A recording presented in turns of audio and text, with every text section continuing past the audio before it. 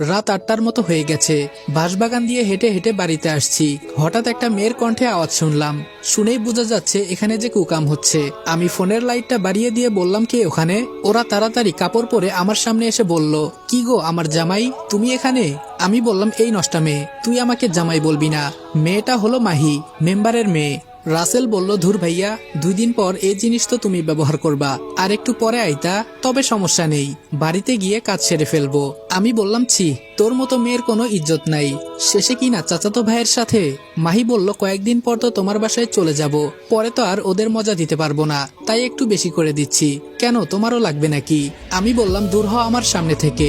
রাগে আমার শরীর কাঁপছে, জোরে জোরে হাঁটতে লাগলাম। কি করব কিছুই বুঝতেছি না। ঈশা ঠিকই বলেছিল, মাহি খারাপ একটা মেয়ে, যার সাথে ইচ্ছে তার সাথেই। ছি। বাসায় আসার পর রুমে এসে শুয়ে আছি। ঈশা বলল, ভাইয়া ঘুমিয়ে গেছো? আমি বললাম, না, আয়। ঈশা বলল, ভাইয়া তুই মাহিকে বিয়ে করিস না, ও একটা খারাপ মেয়ে, আমার কথা বিশ্বাস কর ভাই। আমি বললাম, আমিও আজকে ওই সামনের বাঁশবাগানে ওর চাচাতো ভাইয়ের সাথে পাইছি, তুই সত্যি বলেছিলি। কি করব বল, এত টাকা তো আমি দিতে পারবো না। ঈশা বলল, ভাইয়া তুই কিছু একটা কর। আমি বললাম, কান্না করিস না, আমি দেখতেছি কি করা যায়। ঈশা বলল, ভাইয়া আমি কি কলেজে ভর্তি হব না? আমি বললাম, হবি তো, তুই চিন্তা করিস না, আর কয়েকটা দিন যাক, পরে আমি দেখতেছি। আম্মু বলল, কি রে তোরা খেতে আয়। ঈশা বলল, চল ভাইয়া, মা ডাকছে। আমি বললাম, আমি খাবো না রে, মনটা আজকে বেশি ভালো না। ঈশা বলল, চল বলছি, আমি তোরে খাইয়ে দিব। আমি বললাম, না রে বোন, খাবো না। ঈশা বলল, না গেলে মার খাবি, চল বলছি। ঈশা আমাকে ধরে নিয়ে খাইয়ে দিতে লাগলো। আসলেই একটা বোন থাকা মানে ভালোবাসার কোনো শেষ নেই। আম্মু হেসে বলল, দেখো ভাই বোনের কি ভালোবাসা। ঈশা বলল, আম্মু আসো, আজকে তোমাকেও খাইয়ে দেই। আম্মু বলল, না মা, তোরা খা। খাওয়া দাওয়া শেষ করে রুমে গিয়ে ঘুমিয়ে পড়লাম। সকালে মেম্বার কিছু মুরব্বি আর মিষ্টি নিয়ে এলো। মাহি আর আমার বিয়ের দিন তারিখ ঠিক করে মুরব্বিরা চলে গেল। মেম্বার শুধু একা বসে আছে, আর আমি দেখতে পাচ্ছি ঈশা কান্না করছে। কি করব, আমার তো আর কেউ নেই যে আমাকে টাকা দিয়ে সাহায্য করবে, কেউ যে নেই আমার পাশে। মেম্বার বলল, রনি তোমাকে একটা কথা বলাই হলো না। আমি বললাম, জি আঙ্কেল বলেন।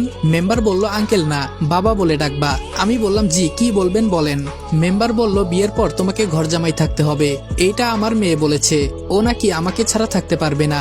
আমি বললাম, আপনাকে ছাড়া থাকতে পারবে না নাকি ডেট করা বয়ফ্রেন্ড ছাড়া থাকতে পারবে না, তা খুব ভালো করেই বুঝতে পারছি।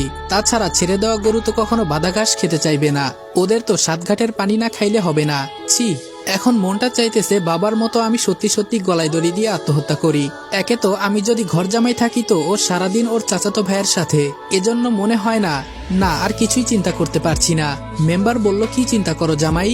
আমি মনে মনে বললাম, তোর মেয়েকে বিয়ে করলে তো জামাই বলবি। মেম্বার এবার একটু জোরেই ডাক দিল। আমি বললাম, জি কিছু বললেন? মেম্বার বলল, তাহলে তুমি ঘর জামাই থাকতে রাজি তো? আমি বললাম, না আমি পারবো না, আমার আম্মু আর ছোট বোনের কি হবে আমি চলে গেলে। মেম্বার বলল, যদি কিছু না মনে করো আরেকটা কথা বলবো। আমি বললাম, জি বলেন। মেম্বার বলল, তোমার মা আর তোমার বোনকে যদি চাও তাহলে আমি বিয়ে করতে রাজি আছি, দুজনকেই একসাথে বিয়ে করব, তাহলে সবাই একসাথে থাকা হবে। আমি সাথে সাথে মেম্বারকে বিশ্রী ভাষায় গালি দিয়ে বললাম, তোর সাহস তো কম না আমার মা আর বোনকে নিয়ে উল্টাপাল্টা কথা বলিস।